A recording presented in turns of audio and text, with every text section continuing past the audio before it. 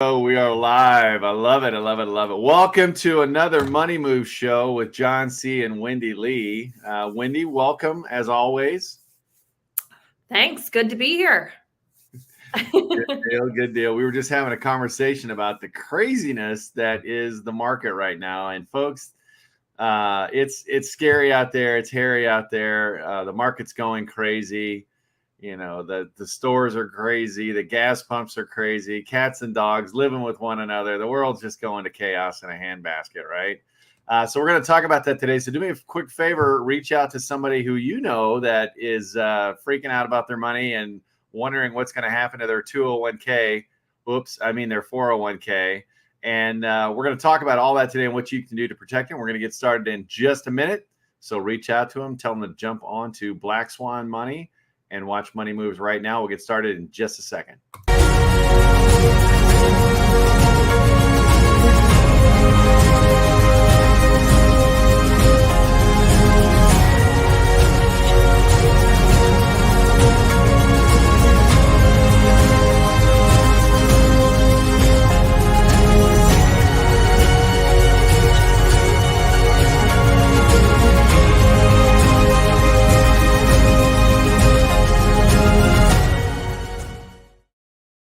I know what it is. I think of the Hunger Games, that very first Hunger Games movie, which I don't have the right to say that, I guess. So don't sue me, Miss Collins. But the Hunger Games, when they were going out with their little fiery chariot and stuff like that. Remember that scene? Black Swan Money, baby. It was an idea planted in my head, and that's what's going on. So Black Swan Money, for those of you that don't know and haven't seen those previous episodes, Black Swan Money was created to help protect your money against Black Swan events, which are that unforeseen craziness in the market that, guess what? Guess where we're at, folks? Yeah. Craziness in the market. We're there, right? And so it's kind of crazy. So today we're going to talk about a few things, in regards to the market, kind of what you can do to protect. Keep in mind, this is for educational purposes only. We're not giving advice on what you should do specifically for you. If you want to have that kind of conversation, more than happy to help you out, but not on the show. Just simply type wealth down below.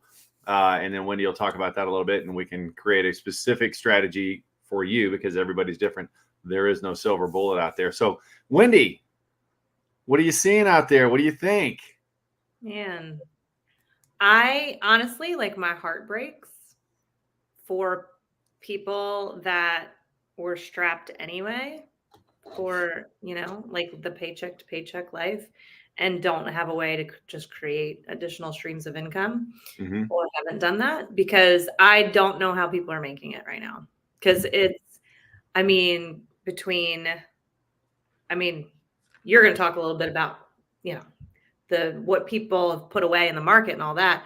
But what I'm seeing as somebody that doesn't have anything in the market, is just the gas prices. I'm now starting to have to pay attention to how much I'm driving.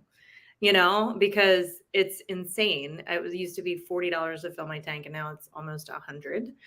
And then the groceries. I was talking about this the other day to my dad. I used to go to Aldi and get the eggs for 68 cents a dozen, right? And now they're $2.80. And the prices haven't just doubled, right? Groceries, I feel have almost tripled. Yeah.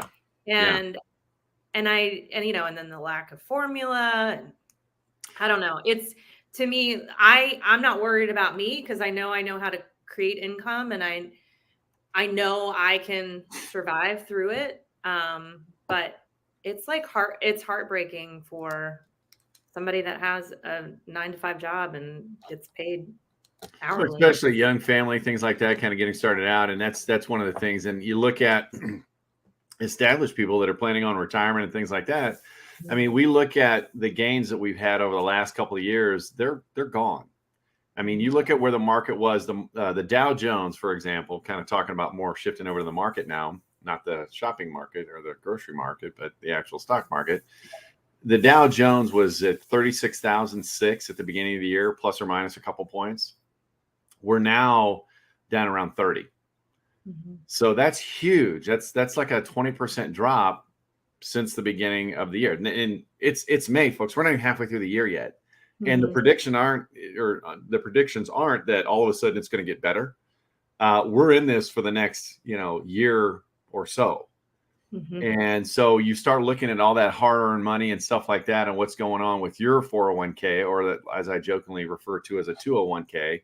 And we're told things like, don't look at it, for one, which I think is the most asinine thing I've ever heard, because it's your Tell us fucking what you really retirement. think, John Cleaver. No, because this stuff pisses me off. I mean, I'm No, being honest. I mean, it is one of those things that, oh, don't look at it, or oh, you'll get your money back when the market bounces back, and yeah, technically you do. The same thing happened in 08. I lost my butt in 08, right? And then you go, okay, well, this guy's telling me to, or this gal's telling me not to look at it, so I'm not going to look at it. I need to know what's going on. It's like a car wreck, right? It's my future. I can't not look at it. And then it's like you see what you lost. And I have clients reaching in, that are, I mean, our phones are blowing up with protected asset classes and stuff that we talk about, wanting to shift from that market vulnerability to something that's protected with hedges and things. But I mean, we were talking to a client this past week, and they'd lost like literally over $150,000 in the last month. Mhm. That's 150. Now, well, don't worry about it. It'll come back. You only lose when you sell your positions. Okay, how far do you have to ride that train into the ground before it comes back? And the whole point of making money in the traditional sense in the stock market is you need to know when to buy and when to sell. You don't buy something and hold on to it forever unless you're getting dividends or whatever, things like that. But you start looking at this stuff, and people start to see their 401k go down and down and down. And that's what happened in 2000, right? To 2000, 2000, we had, what do we have? We had the Y2K, which created chaos, right? We had the 9/11, and then the dot-com bubble. Okay, so all the NASDAQ hot stocks that everybody was talking about went to the crapper, right? And what were we told?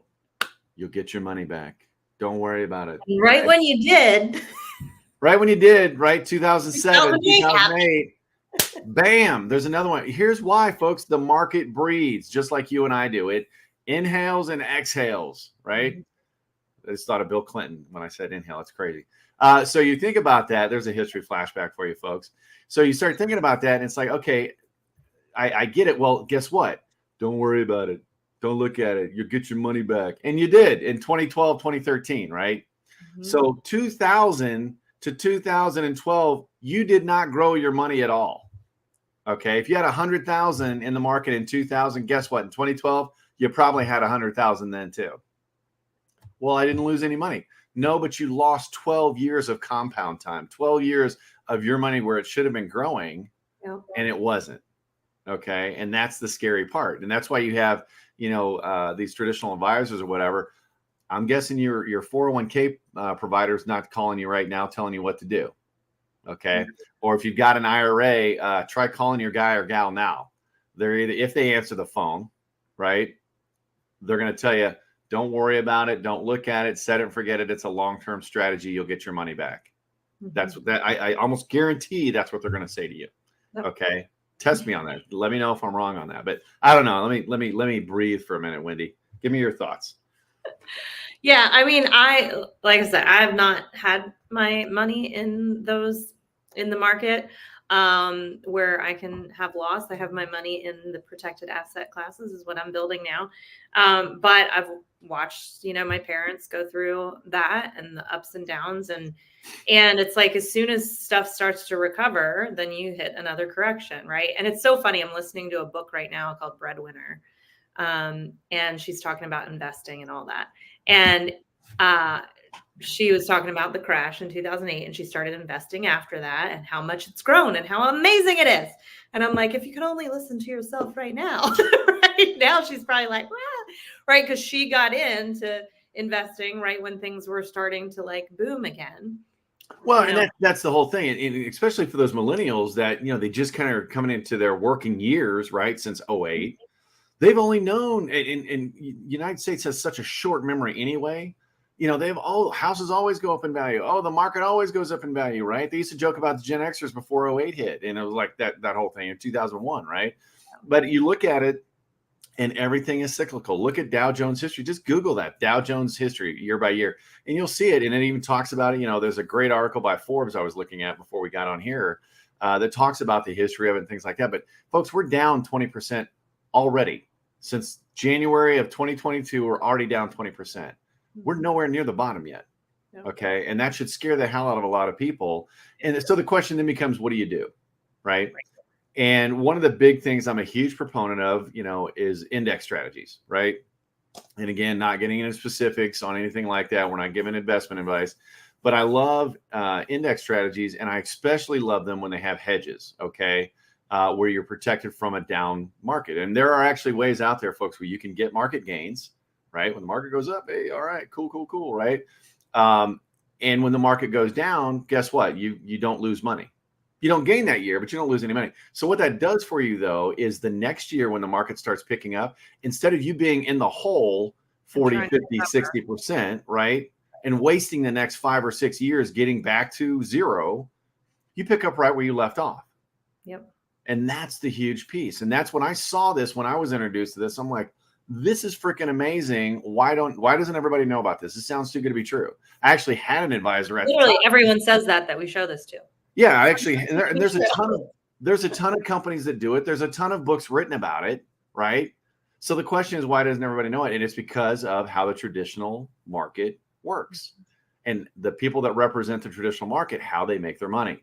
Okay. And I'm just going to put that out there. If you got more questions, type in wealth down below and we'll circle back and sit down and walk you through what your plan looks like and what it is all about. But then you jump over to, the other side. Okay, well, I'm losing my butt. I want to do something about it. And here's the other thing too. Let me throw this in. I'll get off my soapbox. But those old 401ks you have sitting out there doing absolutely nothing except being charged with fees, get them done, get something done with them quick and move them to a protected asset class, or they're going to be gone. Okay. And I'm just going to throw that out there. It's your money. Do what you want. I'm just throwing that out there. You may want to look at it and try to do something about it. So absolutely. Yep. Anyway, so let's jump back over to, the groceries and stuff like that and kind of the inflation, because that's the double whammy. Not only am I looking at the years I've put together this nest egg that's getting just eaten alive, right? Well, now my paycheck's going even less and less and less. I went filled up this week and I about passed the flip out. I was almost wanted to put one of those "Let's Go Brandon" stickers on the gas pump. I found out that's illegal, so I'm not going to do that. But I had a quart of a tank. I've got a small truck. It's a diesel, and it's a Canyon, right? It's not a big truck. It's one of those smaller trucks. It's got a 21-gallon tank in it. I already had a quarter of a tank in it. It was $92 to fill it up. $92. And I'm like, okay, well, let me get the bicycle out and stuff like that. It's like, what do you do? I actually saw somebody joke about that it was on TikTok or one of the social media channels where they were making a joke of, the current administration, not naming names. Let's go, Brandon. But they were talking about the fact that he's really identifying the fact that America is obese and he's really trying to do everything he can. So what is he doing? Raising gas prices so we're forced to walk and pedal, right? Well, I'm raising groceries so you can't eat. Exactly. So you can't eat. So it's like, I get it now. Okay. And now I'm like, okay, let's go, Joe. Let's do it. I'm with you. And no, not at all. And it's like, it's kind of crazy when you think about all this. But yeah, I mean, so what do you do about the groceries? And then not only that, they're predicting this summer, folks. And I have yet to hear of anybody even talk about it other than it's on the news. No, all anyone's talking about right now is being distracted with the Johnny Depp case instead of paying attention to what's really happening in the Don't even get me started on her. No, I'm kidding. I know. So I've had people walk. Have you been watching that? Oh my gosh. Have you been? No, I haven't. I've caught a couple spin-offs on TikTok or YouTube or whatever, little 30-second clips or whatever. But no, and that's the thing. It's like, hey, look over here while this is going on. Oh, let's talk about Ukraine while this is imploding. Oh, let's talk about Johnny Depp while this is imploding. And it's distraction. And it's one of the scariest things I've ever seen. But yet we're walking down this little sheeple trail and it's like, okay. But they're talking about, obviously, if you've been to the grocery store or the gas station, it's through the freaking roof. It's not an 8 or 9% inflation rate. It's like you said, Wendy, double, triple in some cases. I went, now granted, I don't grocery shop all the time, right? But I was had some buddies of mine coming out to my cabin. I'm like, oh, I'm gonna grab some burgers and stuff like that. And I went to, the burger bin or whatever it's called, right, to get some hamburger. It was $5 a pound. $5 a pound. And I'm like, as I had to call some people, I'm like, is this normal? Is this what's going on? And it's like, no, it's not the norm. I guess it's the new norm, right? The new normal or whatever they call it. But right now, yep. And you were talking about eggs and things like that. And it's not only that, the big scary thing, and not to get tinfoil hat, right? But the scary thing is you look at that sucks for a lot of us, right? And especially if you're living paycheck to paycheck, it really stings, right? But they're talking about having a food shortage late this summer. Yep. Okay. And there's a formula shortage right now. Okay, now I saw some information on that. And again, I'm not trying to take this into conspiracy theory land, but there was a video sent out this morning from grocery stores in Mexico. It was a Costco. It wasn't a grocery store. It was a Costco in Mexico. Rows and rows of those, you know how they stack pallets in the middle of all these different types of formula. And the lady that was talking about it said there is not a shortage of formula in Mexico. That's a U.S. thing. So that sends flags flying. It's like, okay. And that's a whole nother video series. Maybe we'll put that out there on a different channel. But, this stuff is being – what's that? All by design. Well, I'm just saying, how do we make the U.S. population more dependent on the government? Mm-hmm. Let's take away everything and give them just enough to get by. Mm-hmm. And that's the scary part, folks. And here's the thing. And it's not about money and wealth and things like that. But money makes a lot of problems go away. And it makes hard times easier. Okay. And the stuff that we're talking about, it's not reserved for the rich. And if you're watching this thing and, oh, that's only for rich people or this, that, it's not. That's the whole point of our channel, why we're trying to do it. Taking that Wall Street education that the wealthy get out to Main Street America and say, you can do these same things just on a smaller scale, but you've got to do something. Yeah. Okay. I mean, I'm going to be honest with you. I was looking at chicken coops, right? I don't know nothing about chickens, but I'm like, I like eggs. Okay. Mm-hmm. Chicken, I like chicken. Don't get me wrong, but I really like eggs. And it's like, you start looking at it. I'm not worried about if they're, $1 a dozen or $5 a dozen, I'm going to end up buying them. Right. But if I'm in a situation where money's tight and things like that, yeah, you might want to look at that, or you might want to look at a garden. Right. We're always talking about, eat healthier, know where your food comes from. And you start growing that stuff in a raised bed, or just some what do they call them? Like pots around your patio or something like that, a little patio garden. There are things you can do to kind of offset. But what I'm really concerned about is the lack of access to it. Yep. If there is a true food shortage, and you're not going to see groceries go down because of it. Because right now, I heard Walmart has a 6-month stock of inventory. They keep it all their distribution warehouse and stuff like that. Well, that's deteriorating. So what's happening? You're already seeing Walmart's not backfill shelves or not be as deep on the shelf. And even I've heard reports of one Walmart removing aisles when they do their overnight inventory and spreading them out, so the aisles aren't as close together. And you're seeing where they used to have those middle rows, of pallets of stuff. Those are going away too. So the question is, what's going to happen 6 months down the road? And I'm not trying to create panic, and don't go out and start hoarding toilet paper, right? Because I'll come to your house and use it all. But the point is, you want to make sure you're preparing for it and stockpiling certain things, not stockpiling in a negative sense, but having a little bit more. Have a little bit of a backup, right? So you're not so dependent on the food chain, which is clearly broken, the just-in-time inventory system that the United States is on. So I've gotten way off track, Wendy. What are your thoughts on this stuff? There's fired up, man. There's a lot to it, and I think that just being smart and more than ever, I feel like we need to watch where we're spending our money. Yes. And watch where we're putting our money. Yes. And because I think we've, especially the last 10 years or whatever, right? We've lived in this bubble of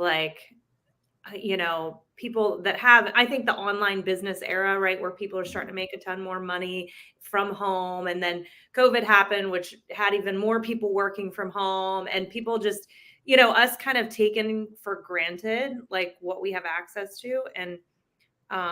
And there's things that are happening in the world that we thought never could have happened to us. And it's starting to get really close to home, unfortunately. And It is, and it's not to, there's a balance between not getting over panicked and saying, I'm going to hoard everything and never leave my house and not put my money anywhere. Right. There's a balance between that and going, okay, I'm also not going to stick my head in the sand and just hope everything, blows over eventually. Yeah. Like we've got to do our part to be prepared as much as possible. And start, just paying attention to being intentional. I think that's the biggest thing. Yeah, and that's exactly right. I mean, this is not to scare people in this area. And I've talked to people like, well, everything's going to hell in a handbasket, so why do anything? It's like, no, I go, it's one of those, I'm more of a hope for the best, plan for the worst kind of scenario. I'm going to live my life. I'm going to go do things. And if I get sick or whatever, then I get sick or whatever, but I'm not going to not live my life. Because if you don't live your life, if you shut yourself in and you don't, just kind of ignore everything, what's the point? Right. So, the thing is, though, if you see clouds on the horizon, plan for the storm. And right now we've got a lot of clouds on the horizon, and there are things that you can do about it with your 401k, with old 401ks, with your investing and putting money away and stacking cash while you're going through this or while we're getting ready for the storm, rather than just ignore it and say, oh, well, it'll work out one way or the other. If we do, lose everything, we'll get it back, right? It's only money. No, it's the time and everything else, and everything you're doing. You're building an empire, so to speak, right? Your personal empire, whether it's a big empire or a small empire. Why wouldn't you want to protect it? Why wouldn't you want to protect your family, right? And so you start thinking about it like that. But yeah, by no means am I saying, oh my gosh, it's the end of the world, with my little bell and my sandwich sign out on the street corner, right? But there's some stuff happening. All you got to do is Google it. Look on the even mainstream media is owning up to it now. And so it's one of the things that what can you do to protect yourself?